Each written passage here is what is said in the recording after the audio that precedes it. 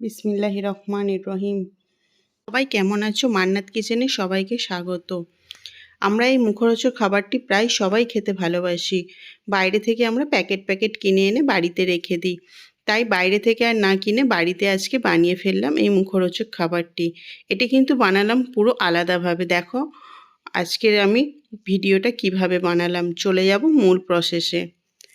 এখানে আমার 1 কাপ ময়দা লাগবে প্রথমে, আর লাগবে হচ্ছে 1 কাপ গমের আটা। যতটা ময়দা ঠিক ততটা পরিমাণে গমের আটা নিতে হবে। আর হাফ চামচের মতো আমি কালো জিরে অ্যাড করে দিলাম। হাফ চামচ নুন দিয়ে দিলাম, যে যার পছন্দ মতো দিতে পারো। আর আমি এখানে 2 চামচ ঘি দিলাম। ঘিটা আমি গরম করে নিয়েছিলাম। তো এইটা বেশ ঘিটা ময়দার সঙ্গে বেশ ভালো করে কিছুক্ষণ ধরে মাখিয়ে নিতে হবে, যতক্ষণ পর্যন্ত মুঠো করলে এরকম না হয়ে যায় ততক্ষণ পর্যন্ত কিন্তু এটা মাখিয়ে নিতে হবে। দেখো আমার মাখানোটা পুরো পারফেক্ট হয়েছে। এবারে আমি হালকা কুসুম গরম পানিতে এটা আস্তে আস্তে মাখিয়ে মাখিয়ে একটা সুন্দর ডো বানিয়ে নেব। ডোটাও আমার পুরোপুরি রেডি হয়ে গেছে। ডোটা এবার আমি হাতের সাহায্যে গোল করে রেখে দেবো প্রায় 10 মিনিটের মতো। এটা আমি রেস্টে রাখবো। ফিরে আসছি 10 মিনিট পর। 10 মিনিট পর ডোটা আরও সফট হয়ে গেছে। আরও একবার এটাকে মাখিয়ে নিতে হবে। মাখানোর পর আমি এই ডোটাকে দুভাগে ভাগ করে নিয়েছি। একটা ডোকে আমি এইভাবে চাপা দিয়ে রেখে দিলাম, আর একটা ডোকে আমি আটা দিয়ে আমি এটা ভালোভাবে এবার বেলে নেব। খুব বেলার সময় লক্ষ্য রাখতে হবে, এটা কিন্তু একেবারে পাতলা করা যাবে না, বেশ কিছুটা মোটা রেখে বেলতে হবে।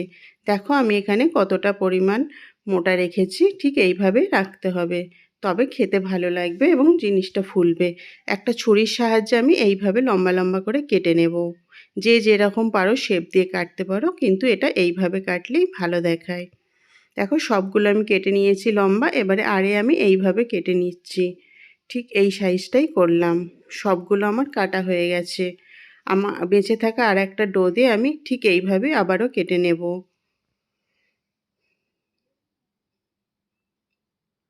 এটা খেতে কিন্তু খুবই ভালো, সবাই পছন্দ করে এই খাবারটা। বাচ্চা থেকে বড় সবাই কিন্তু আমরা বিকেলে ঘুরে বেড়িয়ে এটা খেতে পছন্দ করি।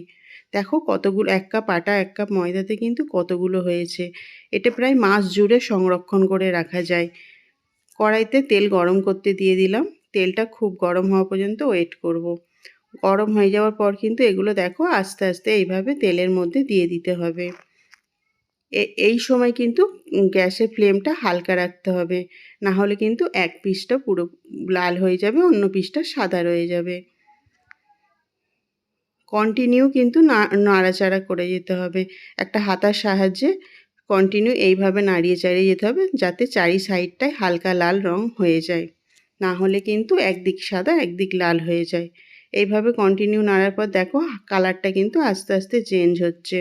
যতক্ষণ পর্যন্ত কালারটা না লাল হয় ততক্ষণ পর্যন্ত কিন্তু আমরা এইভাবে ভেজে যাব। দেখো কালারটা কিন্তু অনেকটা চলে এসেছে, ঠিক আমরা দোকানে যেরকম কিনে খাই। এই পর্যায়ে কিন্তু আর বেশিক্ষণ গ্যাসের মধ্যে তেলের মধ্যে রাখবো না। এবারে আস্তে আস্তে তুলে নেব। কালারটা কিন্তু পারফেক্ট এসেছে আমার। এইভাবে সবগুলো একটা প্লেটে তুলে নেব।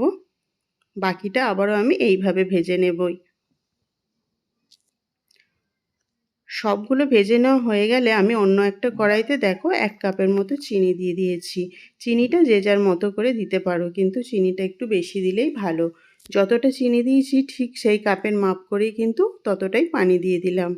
এবং পানি আর চিনিটা কিন্তু এইভাবে নেড়ে যেতে হবে, যাতে চিনিটা তলায় না বসে যায়। চিনির এই সিরাপটা কিন্তু ফুটে আসা পর্যন্ত এভাবে নাড়িয়ে যেতে হবে। দেখো বলক চলে এসেছে। এই পর্যায়ে আমি এখানে হাফ চামচের মতো কেওড়া জলও বলতে পারো বা গোলাপ জলও বলতে পারো, যে যার কাছে যেটা আছে সে সেটাই দিয়ে দেবে। আর এই দেখো ফুটে যাওয়ার পর কিন্তু আমি সবগুলো নিমকি এর মধ্যে দিয়ে দিলাম চিনির সিরাপের মধ্যে। এবার চিনি কন্টিনিউ কিন্তু গ্যাসটা মিডিয়ামে রেখে এইভাবে নাড়িয়ে যেতে হবে চিনির সিরাপটা যতক্ষণ না শুকনো হয়। এবার এটা আমি নামিয়ে নেব। মুখরোচক হয়েছে জিনিসটা, আওয়াজ শুনেই বুঝতে পারছো তোমরা। একটার সঙ্গে একটা কিন্তু গায়ে লেগে নেই।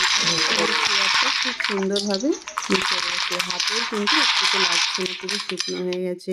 আজকের এই ভিডিওটা যদি তোমাদের ভালো লাগে তাহলে অবশ্যই সাবস্ক্রাইব করে দিও, পছন্দ হলে অবশ্যই একটা লাইক দিয়ে দিও। আল্লাহ হাফেজ।